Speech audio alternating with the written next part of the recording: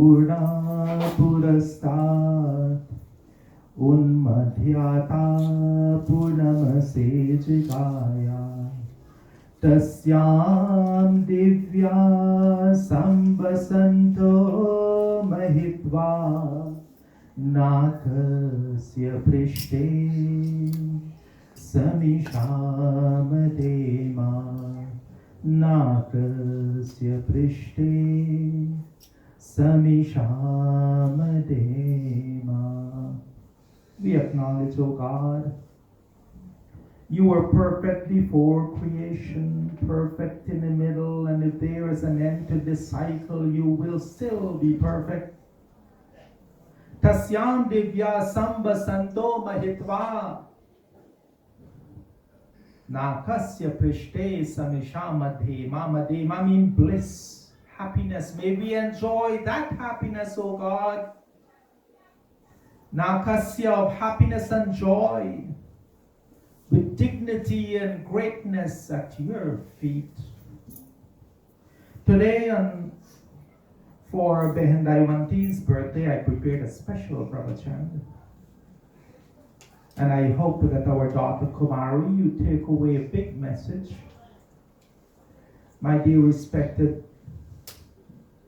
fellow souls, Namaste.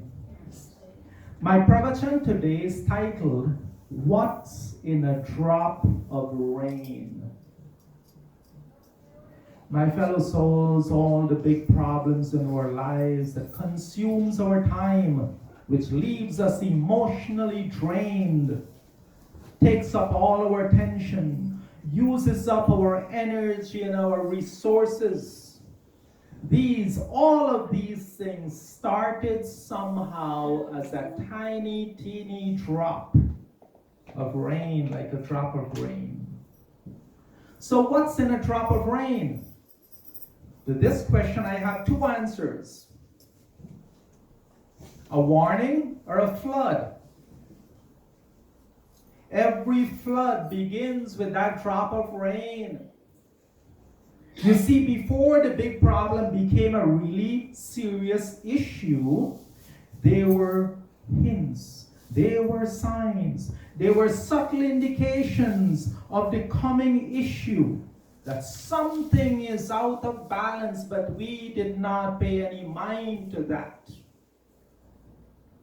For the most part, it's easy to overlook a problem. We don't even want to acknowledge the problem in our life, that, yeah, there is a problem coming up. It's an easy way we ignore our intuition, the inner teacher. We ignore that tiny flash of warning in our mind, which tries to dissuade us and change what we are going to do or think. If you're addicted to something, you think back for a moment, how did you get there? You remember when you looked for that high, you always tell yourself you can stop whenever you wanted. Despite that nagging warning in your head, you were convinced that you are not addicted, you will never become addicted, not you. That happens to other people. It's especially easy to ignore if it means that attending to that subtle sign requires you to step outside your comfort zone and make an effort. After all, your mind tells you there's no point in blowing this out of proportion. It's not earth-shattering, it's not disastrous. I am not addicted. You convince yourself that you're still in control. But as we know, it's definitely easy to rebalance a situation when we first identify it. In other words, when it's small, in this case, small is significant. You get into an argument with your wife or your husband. Your intuition tells you, let it go. Go out, take a walk, take a breath. Do not do anything or say anything to make it worse. If you followed your intuition, all might be good. It would have ended there. But you did not. You kept going. It ended up in a shouting match that your neighbors could hear. Unintended words are said, unmeant words are screamed at each other. Those verbal arrows are fired which cannot be recalled. And now your relationship is forever ruined and trust lost because you didn't listen to that initial intuition. Instead of fixing it with it simple, you made it a war. You see, our destiny is fully in our two hands. We ignore these signs, we find ourselves mired down in these kinds of dilemmas that changes our lives for the worst. Do not misunderstand me, karma is real. But if you think it was meant to be and you do nothing about it, you're right. However, if you think that you can make it the way you want it to be, you are also right. In this shloka from Bhagavad Gita, Sri Krishna tells us to become the kind of person who fulfills his or her moral duties by the power in his own mind and hands. Na eva tasya kritena artha na akritena iha kaschana na cha asya sarva bhuteshu kaschid artha vyapashrayah. Such realized souls have nothing to gain or lose either in kritena by discharge of duty or akritena without discharging those duties or renouncing their duties. It says for those of us, we already have the capacity within ourselves to act or not to act. We choose and we consciously make that decision. For those of us who meditate, as soon as the mind wanders, what do? You're aware that the mind is wandering, and you bring that awareness and you focus it back to the object of your meditation, whether it's your mantra or your breath or whatever.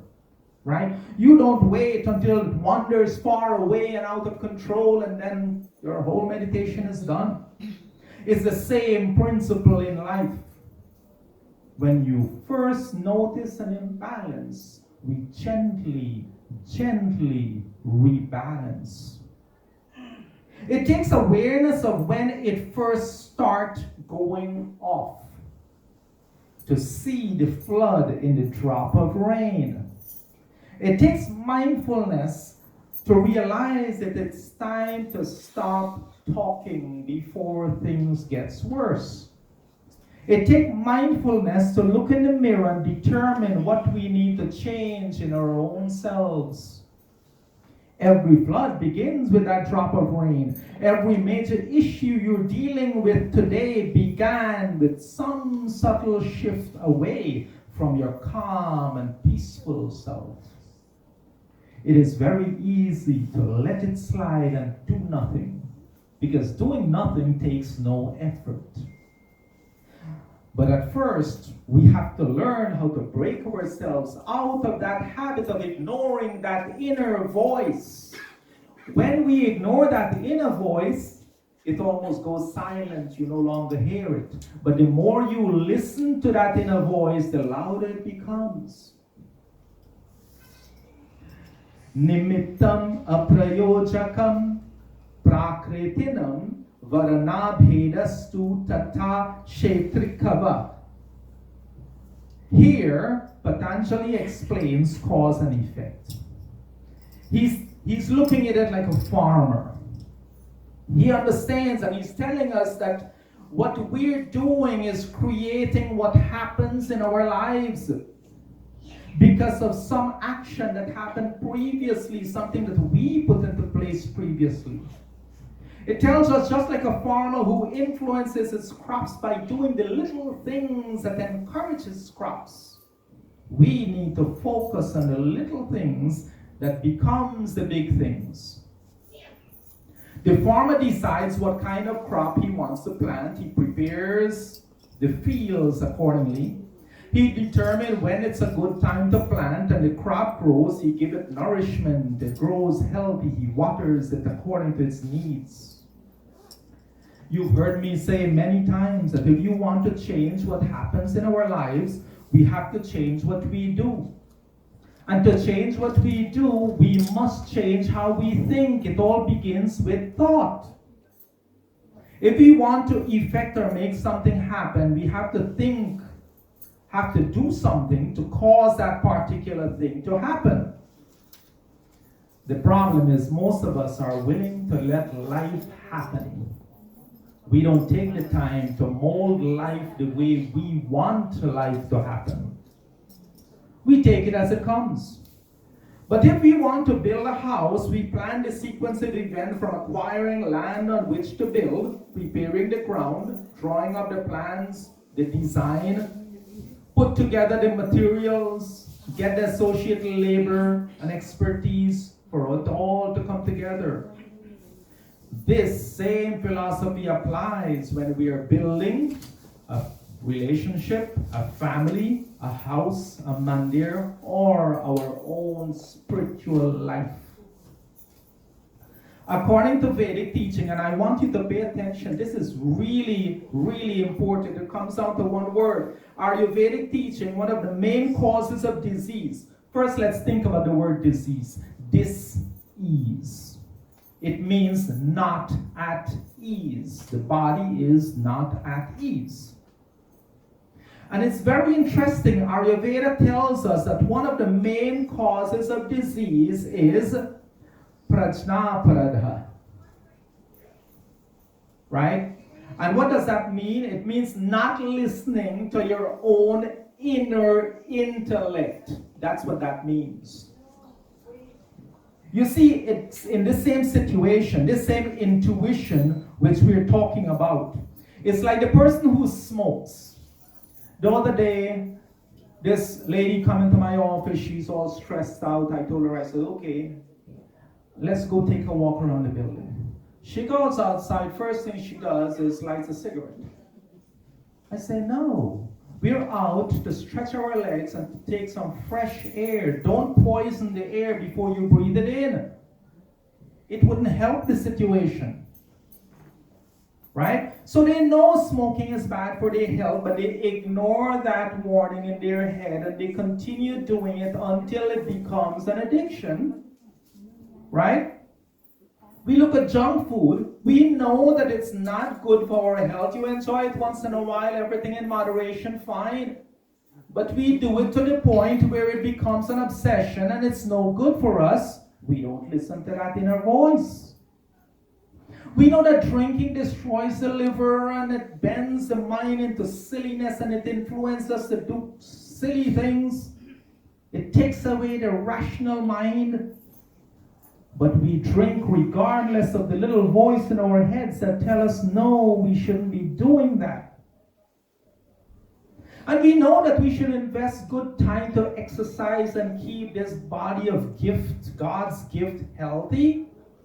But we don't listen to that inner voice and we let it go and then we complain to God when things go wrong. But you see, we convince ourselves to think that these things only happen to other people. It doesn't happen to us.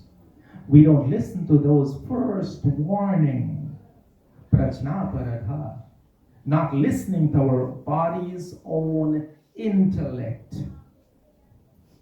You know, so we practice, we know thinking negative thoughts, hate and dislike and jealousy and the gossip that associated with it and all of that. We know it's wrong. Inner voice tells us it's wrong, but we do not listen and we do it until we make enemies of everybody. And then we ask God, oh God, what am I doing? Everybody hates me. I can't stand it anymore. Disease of mind. That too is called prajnaparadha, not listening to our own intellect. When you're angry, your own anger, your thundering heart tells you that it's wrong to do that. Calm down. But no, we go ahead and create this pain and unhappiness and suffering in our own lives. But it's never too late to return that balance. God, your inner divinity is always speaking to you. Let us make a habit of listening to that inner divinity. Everyone spends a lot of time thinking about their eating habits, but nobody spends time thinking about their thinking habit. Nobody looks at their mind. They feed their body and they think, okay, yes, I have to go on a diet, I have to do this, I have to do that, but we don't examine the mind and think, what should I stop thinking about? Or what should I adjust in my thinking? They let that go. So they might have a good body, healthy body, but the mind has been poisoned because we keep feeding the mind things that aren't good. The things which we give priority in our lives sometimes is surprising. Example, this Bhaiji of mine called me. He was very upset. Somebody posted something on Facebook that really bothered him. It's a lie. Somebody's made it up something. I'm not on Facebook so much. Some people wake up to Facebook. It consumed his entire life. He was so upset. So he called me. So I asked him, I says, how many people would actually read that entire posting on Facebook? He says, I don't know, a couple of thousand. He said, I told him, okay, let's say 2,000. Of that 2,000, how many people will understand what they read? He says, maybe half. Okay, 1,000. So let's say 1,000. Would that 1,000 know you by name? He says, no. I says, how many people might know you by name? He says, maybe about 100. I said, okay, 100. Out of that 100, how many can associate you by name and face? How many of them know you personally? He says about 50. I said, okay, 50. He says, I asked him, how many of those 50 would read it and continue to remember it after a week? He says, maybe half. I said, okay, 25. So I says, out of the 25, how many of them would believe the news? He says, maybe 50. How many of them would believe that news about you? He says, maybe 15. I asked him, out of the 15, how many of those you think would affect your life personally, means a hill of beans to you? He says, a few. I say, okay, so let's say 10 others. Of that 10 that's left now, how many will clarify with you? They know you personally. How many of them come to you and say, is that true? He says, almost all of them will clarify because they know me well enough to know that this is not true. I say, you see how foolish you are to worry about something that doesn't have an impact on your life? But this is an example of a drop of rain that becomes a flood. It ruins his life. He couldn't sleep. He couldn't think. He and his wife fight over it. He and everybody he knows he was calling. Drop of rain or a flood. Now Krishna, if you listen to your inner Krishna, he will tell you this. Sarva bhuya tamam bhuya shrinomi paramam vacha ishta asime dridhamiti tata vakshami tehitam. The student must be prepared to receive the knowledge. At one point or another, every guru or teacher has said that when the student is ready, the teacher will appear. Let's change that a little bit and say, when the student is ready, the teaching will appear. You'll find something on Facebook or YouTube, or you'll watch TV and you'll go like, wow, that makes so much sense. And you start to believe and do that because the teaching came and you are ready to receive it. Listen to the inner tuition. So that Krishna is going to tell you that, here, my child, I am revealing this to you. I'm speaking to you because you are dear to me. Listen to the teachings. Listen to that inner voice. All of us have God's presence within us. It is what we acknowledge when we say namaste to each other. God is present for all who wants to recognize his presence. If you ignore his presence, he's still there, but for you, he's not. You're not recognizing his presence. What I will ask you today is recognize when there is a drop of rain that can turn into a flood in your own lives. Patanjali Yoga Sutra, Sutra means thread of knowledge. Tarakam sarva vishayam sarvata vishayam akramam cha iti viveka jam jnanam. It says that higher knowledge comes from within. All these things that we're talking, there's a lot of knowledge that comes from associating things that we're doing and experiencing and interaction. But this kind of knowledge comes from within. Listen to that internal, that inside teacher. So let us start listening to that internal teacher. And we will identify those little drops of rain before it becomes a flood and rebalance the things in our lives. So I'll ask you, you must ask yourself, what is the small imbalance that you're facing every day? And which one of those you're not addressing? And address those. And when you examine it closely, you would sense that if you didn't address it, it would have become something big. And in your own moment of resolve, I ask, take a deep breath. Connect to your inner self, to your inner God, to your intuition. Connect to the great divinity within and ask, what is the simple action I can take now to start addressing that imbalance in my life before it consumes you? I pray today that each one of us develop that inner strength, that discipline to guide us to identify that drop of rain before it becomes a flood. Om Purnamadaha Purnamidam Purnat Purnamudashyate Purnasya Purnamadaya Purnamevavashishyate. With love and humility in my heart, namaste to each and every one of you. Om Shanti, Shanti, Shanti Om.